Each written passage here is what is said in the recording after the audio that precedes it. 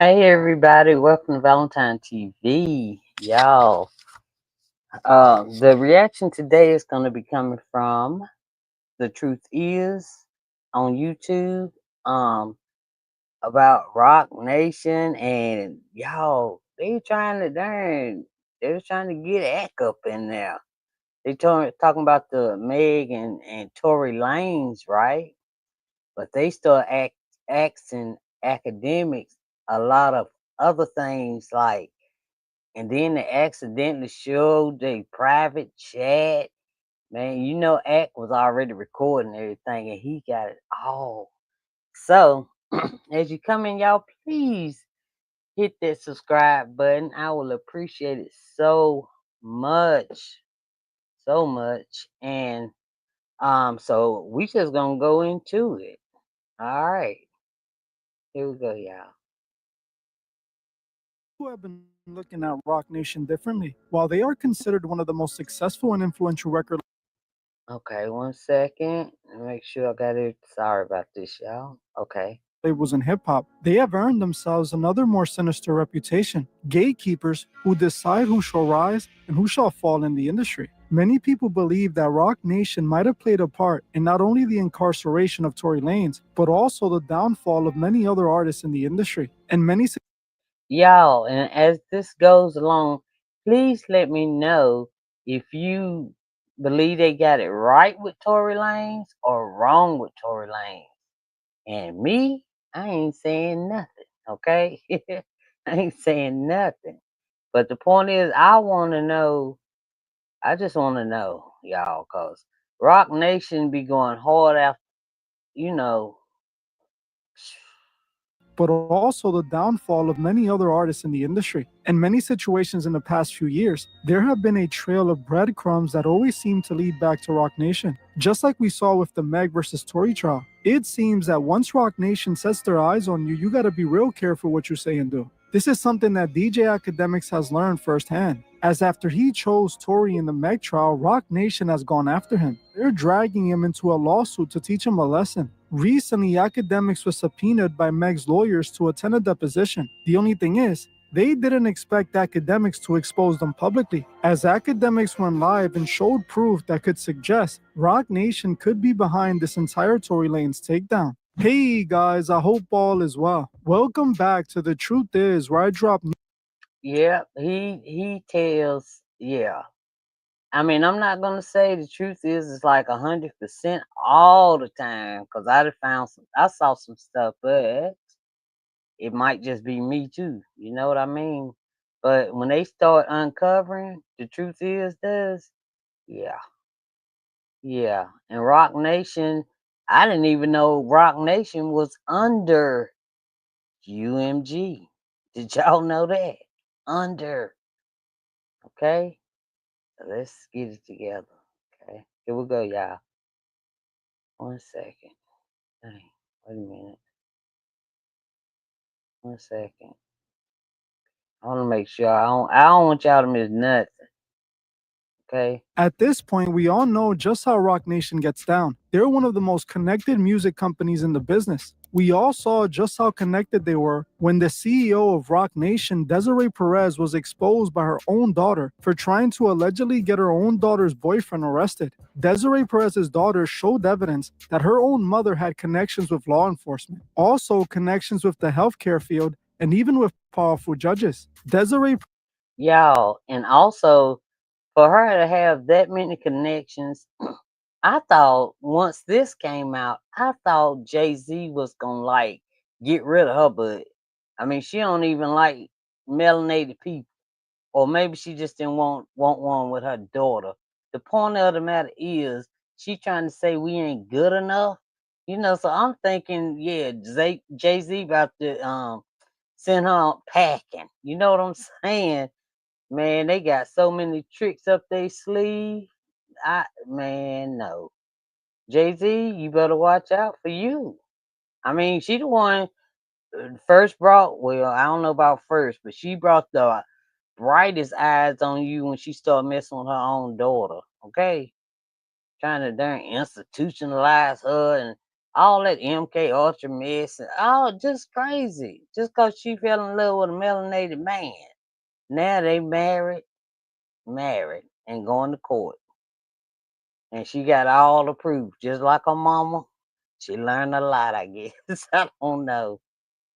And even with powerful judges. Desiree Perez was essentially caught using her wealth and connections to institutionalize her daughter and incarcerate her boyfriend. This is the technique that Roc Nation as a company seems to utilize to get rid of their problems. The same techniques many people believe they used against Tory Lanez. Love him or hate him, one person who has always called this out was no other than DJ Akademiks. I know that for many reasons, a lot of people don't like Akademiks. I myself have been critical of Akademiks in the past, but I have to give credit where credit is due. Akademiks has always claimed that Tory was innocent and has inferred that Roc Nation was the one who set him up. Now, whether he says this because him and Tory are friends or because of some other reason, that's up to you to decide. Regardless, he has always called this out, and it now seems he's paying the price for it. It seems that Roc Nation set their sights on Akademiks back during the Tory and Meg trial. During the trial, Akademiks was covering all the breaking news and seemed to favor Tory with his coverage. At one point, he was even accused of leaking trial information and was even called out for it by Meg's lawyers and the judge. Another thing that Akademiks did was shine a spotlight on a smaller blogger named Milagros. Milagro was also covering the Tory Lanez and Meg trial as it was unfolding. She attempted. Y'all remember her, right? That's the one Meg sued, and the one that, because she was on Taurus, she was pulling for the Tory Lanez. So Meg got mad, and Desiree, and they done sued her, and they made sure that she wouldn't have enough money to cover it. So I'm gonna admit this to you. I don't even know what happened. I mean, I don't even know what happened. Like, yeah, I mean, if she paid it, but if shoot, she should have called Akademiks. He'd have helped her. That's what I would have did. But the point of the matter is, they went after her because I think the truth is also says that it doesn't matter how big or small your platform is, they coming. If you pose a threat or something. I don't know. Here we go. All right. Attended several trial days and reported back what she heard and gave her opinion on it. Akademiks, for whatever reason, decided to not only start showing her Tory coverage on his streams, but eventually even collaborated on content with her. Akademiks not only invited her onto his stream so they could talk about the trial, but he also interviewed her for his off-the-record podcast. This put more eyes on Milagros, and people started going to her for updates on the trial. Eventually, the trial ended, and Tory was found guilty by the jury. Milagro was one of the main people speaking out, claiming that she felt Tory was set up. This eventually got her in trouble when Megan Thee Stallion announced she was going after the blogger for defaming her. In October 2024, Meg sued Milagro, claiming she not only defamed her, but did it for money, accusing her of being a Tory Lanez paid mouthpiece. Wow. Meg claimed that Milagros received money from Tory to slander her name. During the Akademiks was eventually dragged into it when he was subpoenaed by Meg and Roc Nation's lawyers. And that's what shocked me because truly, I don't watch act like that, ever since the Kendrick and Drake beef. I really don't watch act like that. But yeah, I didn't know that he was dragged into it, y'all, but they tried. And when y'all see them freaking notes, private chats they was having with each other, and the woman showed it accidentally. And act is quick. He popped them notes, and he got them. Roc Nation's lawyers claim they wanted to question Akademiks because they believe he might have proof that Milagros was being paid by Tory to slander Meg. When Akademiks attended the deposition, he quickly noticed this wasn't only about Milagro being paid by Tory, but Roc Nation trying not only to punk him, but also get him to expose information about their rivals in the music industry, showing us exactly how Roc Nation is using the legal system and the courts to do their bidding. During the deposition, Roc Nation's lawyers questioned Akademiks about his dealings with other artists like Nicki Minaj and Drake. This is something Akademiks further witnessed when Meg's lawyers accidentally shared their screen with their private chats between the lawyers at the deposition. Akademiks showed Meg's lawyers not only talking down on him, but he also found proof of Desiree Perez's involvement. Academics show their chats where they not only have points about asking about OVO, but also he saw a message where one of the lawyers literally states, tell Des he couldn't even wait for the deposition to be over to talk about it. Obviously, See, you see what I mean? Tell Des. I mean, they supposed to be talking about Megan, Tory Lanez. So what Desiree got to do with it, right? So why y'all couldn't get? They were trying to get some more information from Act. That was the whole thing with academics. They were trying to get some kind of information from academics because they started asking him different questions, off the wall questions. Because no other artist has anything to do with this case except for Meg and Tory Lanez, and that is it. I mean, what you gonna ask about OVO and I forgot who else. What all record companies are paying you and stuff like that. Here we go. they were referring to Desiree Perez, clearly reporting back to her about what was going down during this deposition. Like, I get what it was. You know what I mean? Like, this was a little psyop from Rock Nation. This is a Rock Nation play. I'm gonna be honest with you. This is my personal opinion, like most things are. So yesterday I did a whole deposition for in the case of Milagro Cooper, which is Milagro Grams, that you guys know her or might know her as, versus Megan Pete, or Meg Thee Stallion, which some of you might know her as, or some people might call her Bigfoot. That's not me though. That's them barbs. Okay. Anyway, they're going through a civil case. They're accusing Milagro Cooper of defamation, and because, and this is my opinion, because Meg is signed to Rock Nation, I've told you, it's one of the scummiest places. Like, they have a lot of things and access to grind, in my opinion. Like, for example, they don't like Drake, they don't like this, they don't like that. And they're finding ways to try to get dirt on everybody. Like, in this particular defamation case, I haven't spoken on text messages with Milagro in probably over a year, maybe 2. We don't text. We met one time in person. We did a podcast. We've had a professional relationship, but it's barely been any communication yet. They were insistent on trying to drag me into this, not necessarily, I believe, for that, but because of other, maybe cross-collateralized goals that they might have. Yeah. Anyway, I think they knew twofold what was going to happen. Maybe they thought they could get some information from me or get me to say stuff that whatever fit their agenda. But I think they knew. You get Ack up in there. I got a big mouth. There ain't nothing secret with me.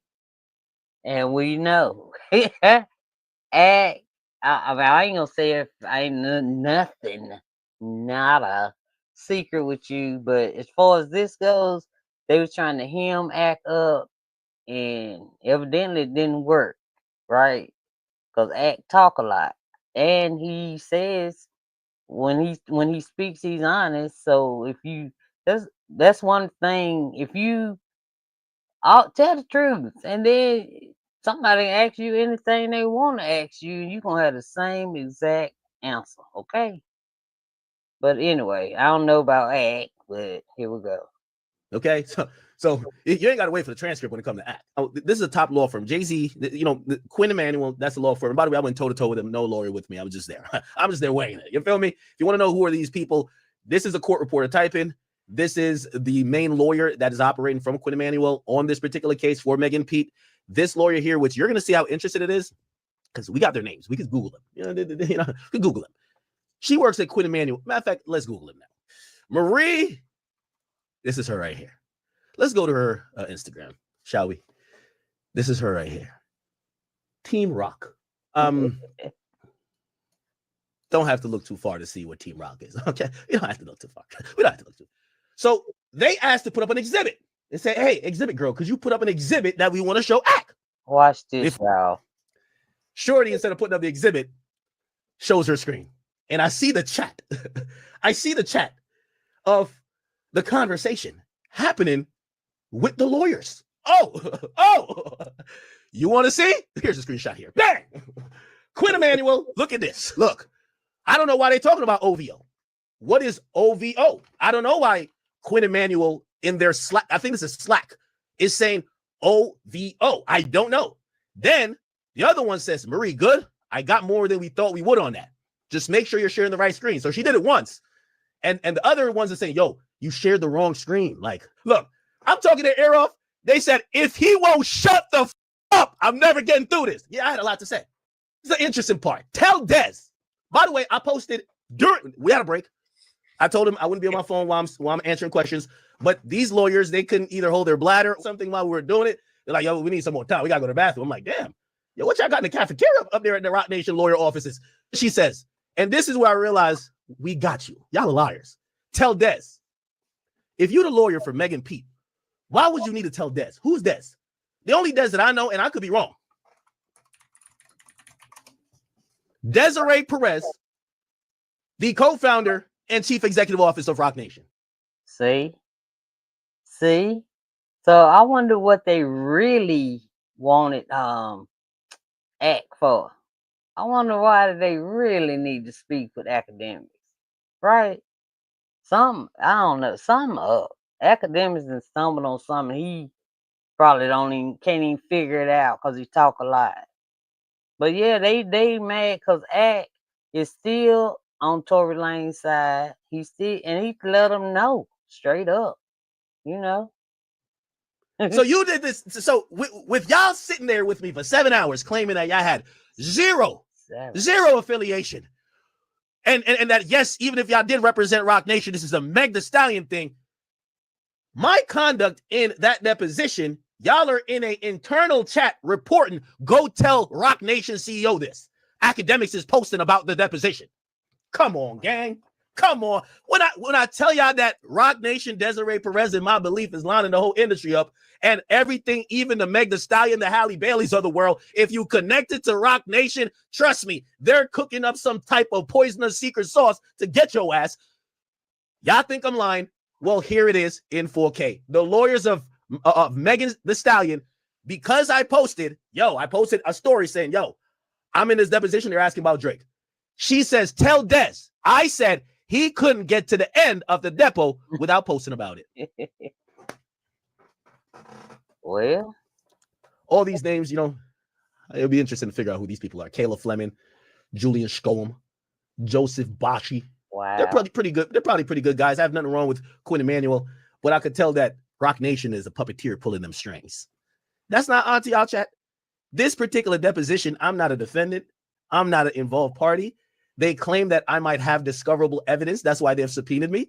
And the subpoena required me to do a deposition that they should have been asking me about my knowledge of any information that could help or hurt the defendant or the plaintiff. And the people they asked me about was people like Nicki Minaj, Drizzy Drake. Hey, did Drake ever pay you? Did he ever do this? In the deposition for Meg, they're saying tell Desiree. This was very See, look at that. I mean, I'm just saying, y'all. That's why I have no comment about Meg or Tory. You know, I know what I got a mind to think, and I know what I think. But when y'all run across this video, please put what y'all think in the chat and be nice. Please, no cursing. No cursing. interesting and extremely revealing. While Roc Nation and Desiree Perez have denied the rumors of being involved in the takedown of Tory, it's strange to see Meg's lawyers talking about reporting back directly to Desiree Perez. Why does the CEO of a massive company like Roc Nation have so much interest in a lawsuit filed by Meg against a random blogger? In my opinion, Desiree is deeply involved in this Tory takedown. We always hear her name when things like this happen. I wonder why. Also, it's interesting to see Roc Nation trying to gather dirt on Drake after Drake sues UMG, which is in a partnership with Roc Nation. I know people think Roc Nation is an independent label owned and operated by Jay-Z, but that is not the case. A simple Google search would reveal that Roc Nation is under UMG, the same label. See? Yes, Roc Nation has been operating as a standalone label within the UMG family since their multi-year partnership began in April 2013, y'all. 2013. And it's structured to continue until 2025. Let me see. The partnership allows Roc Nation to maintain its independence while leveraging UMG's resources for global distribution. And I can't see that word. Just sales and something. But anyway, They under UMG, y'all, and that's why, as you know, if you notice, that's when Act could not be on the same side of Drake when Drake sued UMG. That's why Act acting like he is now toward Drake. He ain't all up under him now because UMG the one paying Act, right?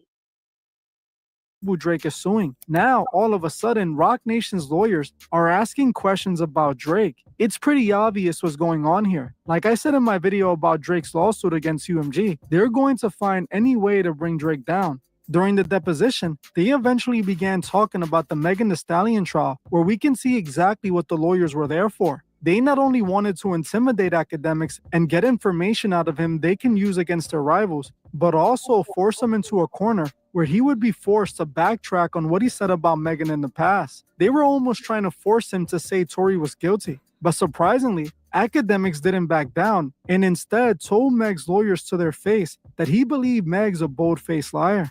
You say that you and he believe that his incarceration was. Counsel, please get closer to the mic. Sorry, when you say that. Let's try this again. When you say that you and him have had conversations about his incarceration not being that fair, you're referring to Mr. Lanes' incarceration? Oh, no, I didn't say we had conversations. I said our disposition. I think we have similar dispositions. I didn't say we talked about it. It's about it. I said, I along with him believe he's incarcerated unfairly. I mean, I think we don't need to have a conversation about it. He has filed multiple appeals, and me personally, I have, in my personal opinion, I think his incarceration is BS. Yeah, and unfair. Yes. And by unfair, you mean unjust? Yes. And by unjust, would you say wrongfully convicted? Yes. What's your basis to believe that he was wrongfully convicted? The basis would be, I sat through and watched. I thought the burden of proof was on the prosecutor to prove beyond a reasonable doubt that Tory Lanez was not only in possession of a weapon, but shot Miss Pete. And I had a lot of doubt. There was a lot of doubt that I thought was more than reasonable. So under that premise, I don't see, or I couldn't stand behind a decision to put somebody in jail for 10 years when there's more than what I believe is reasonable doubt that he didn't commit these crimes. So Academics is holding his own. Y'all, as you notice, he doesn't have his lawyer there. No lawyer. He just answering truthfully, But the lady with the long hair up in the corner, that's the main lawyer, right? Her butt is hot. She mad. She trying to get Act. She's trying to get him, but Academics talk so much and fast. She cannot. She just, man, she is hot. Just keep watching her. Now that she's the darn excitement to me of the whole darn video. She is hot. And she got to report back to Desiree. Here we go, y'all. From there, I'm not gonna agree with any type of incarceration of him. You thought that there was sufficient evidence to sustain a conviction against him until after the trial concluded, or did you speak on it during the duration of the trial? Oh, definitely spoke on it during the duration. When people are watching me give an opinion or cover a trial, it's definitely rooted in how I see it, mixed with, hey, listen, these are the facts. From the get-go, I definitely thought, hey, listen, this is a crock of BS. The get-go where the victim was supposedly, I felt like she was just lying. I felt like she was an habitual liar. I felt like she couldn't tell the truth to save her life. And then now when it relied on her testimony, along with a couple of things from what I've seen, but her testimony definitely was an important factor. Just interject real quick. When you say a couple other things, you mean other evidence that was admitted at trial and considered by the jury during the criminal trial, right? Yes. Right, like bullet fragments pulled from her feet, right? At surgery. Something. Yeah, because the bullet fragment part, I don't think that was during the trial.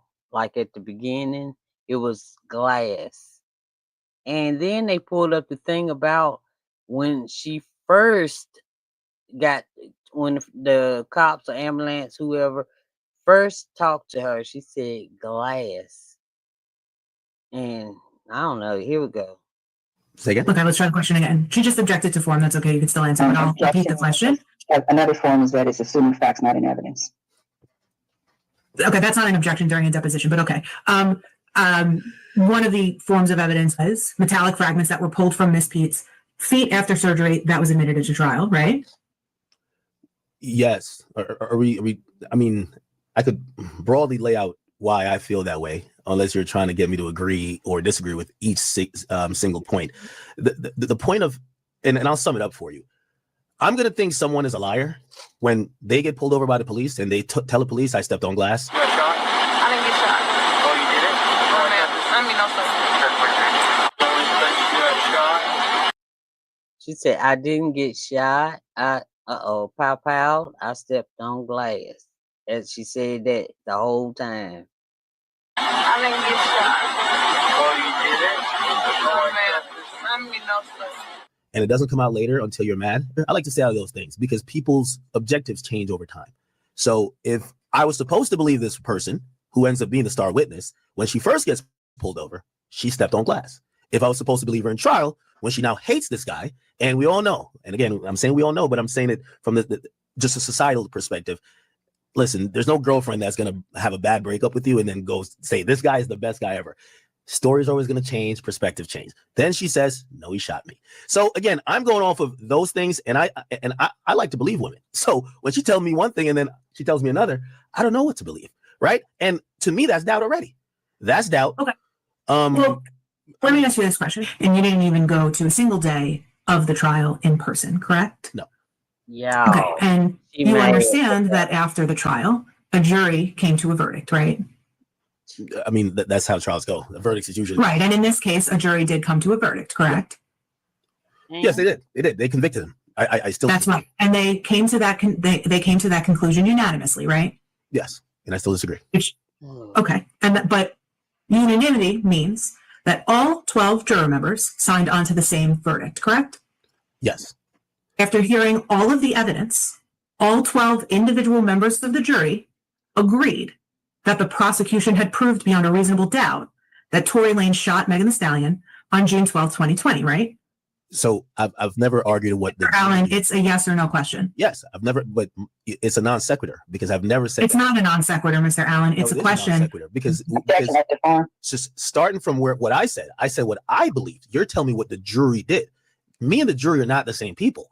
So, for example, Understood. OJ Mr. did Allen, get to acquitted be- of murder, but there are reasonable people who believe he did it.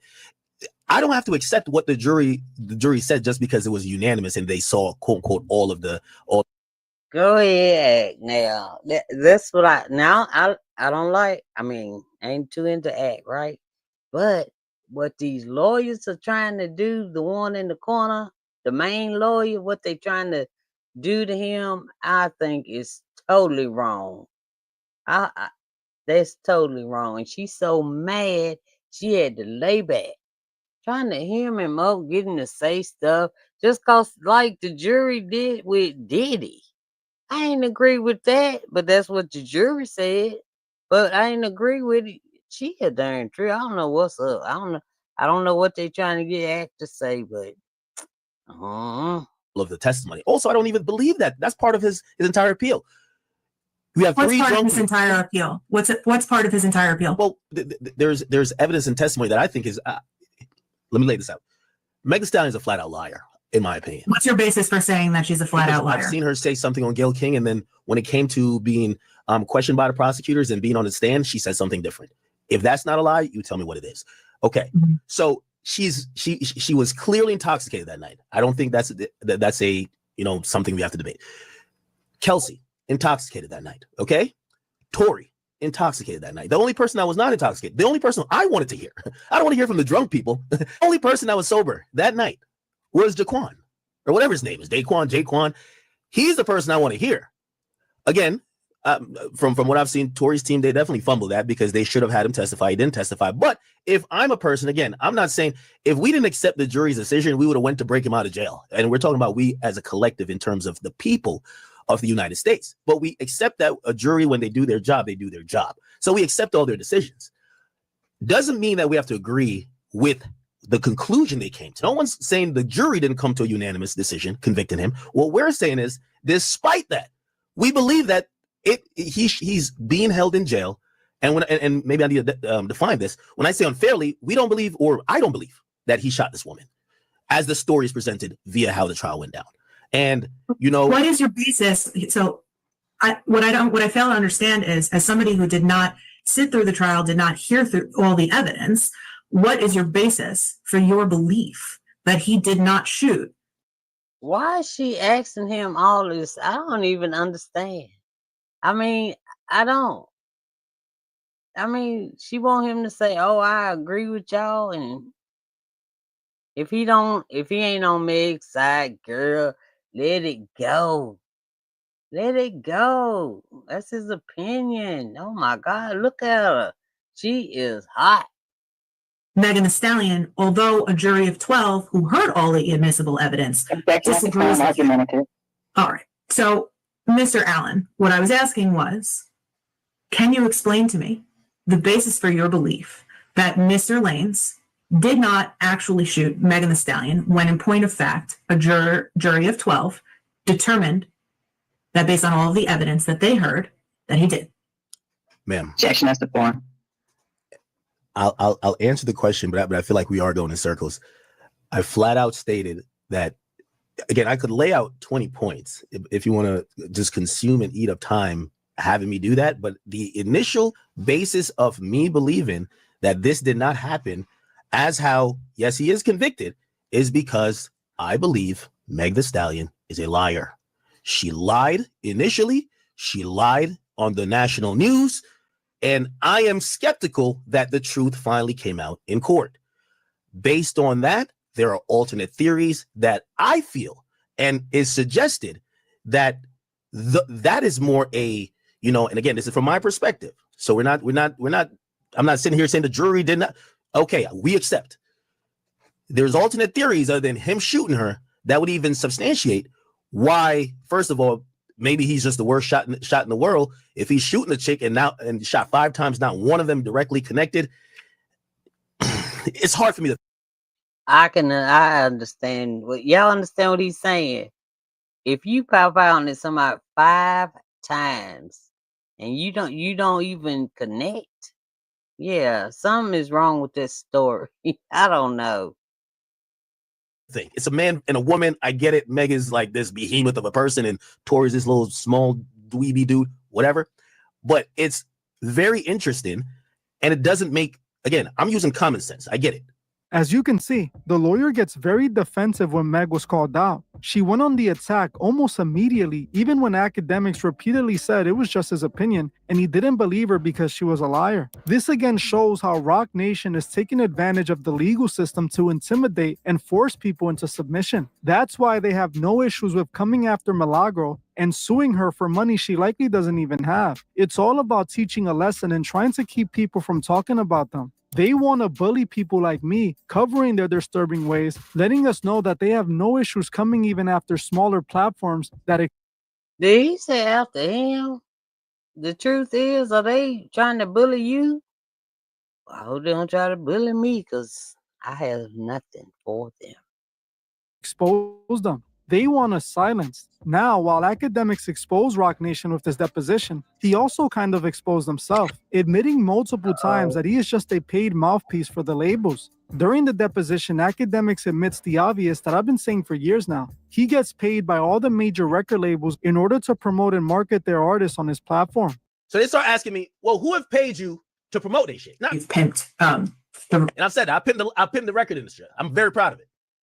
the music industry. Oh, yeah. Do you remember talking about that? Yeah, well, I don't remember specifically, but if I said that, it was more of their labels, whether with their knowledge or not. Are there any other record labels that you haven't already told me about this morning that have paid you to promote one of their artists? That pretty much encapsulates all of them, right? I said UMG, Sony, Warner. Those are the 3 record labels that control 85% of all. I think everybody knows this, right? Like, there's no secret that's happening here. Well, it's sort of secret, sort of. Now we know why you was going for Drake so hard. Sort of. Yeah, okay. But now we know why you're not going for Drake so hard when he sued UMG. So yeah, it helps a lot. They're like, oh my God, I've worked with Interscope, I've worked with Republic, I've worked with everybody, like Def Jam. I've worked with Def Jam a lot. You feel me? Like I've worked with Atlantic. Like, brother, if you're breaking news thinking that or think I'm about to like be lying about, oh, I've never worked with labels. No, I love working with labels. They've been a part of my business for a good while. Now, I understand that he is running a business and it's how he makes money, but it does make him disingenuous and untrustworthy when he's taking money from labels to promote artists. As if he's taking money to promote an artist, his coverage of music isn't authentic. It is influenced by monetary compensation. Realistically, some or all of his coverage could be theoretically paid for by the labels, making him a part of the very corrupt machine that operates in the music industry. Academics allowed his greed to get the best of him because at the beginning, he was making a living of just making content about his opinion of hip hop. But then he started selling his opinion to the labels with the most money. It destroyed his credibility. And in Yeah, because I used to watch act like before he's changed, but at the beginning, yeah, because it was great. It was natural. It was good. He was honest and fair. Yeah, even if he wasn't on my side, he was still his opinion. Okay, but you could tell when he started getting paid because things that wouldn't just didn't make sense, like in the song, he would love it. And then the one that made sense, he hated it. You know what I'm saying? You could tell when he switched over. I could anyway. a way, it's a form of selling out.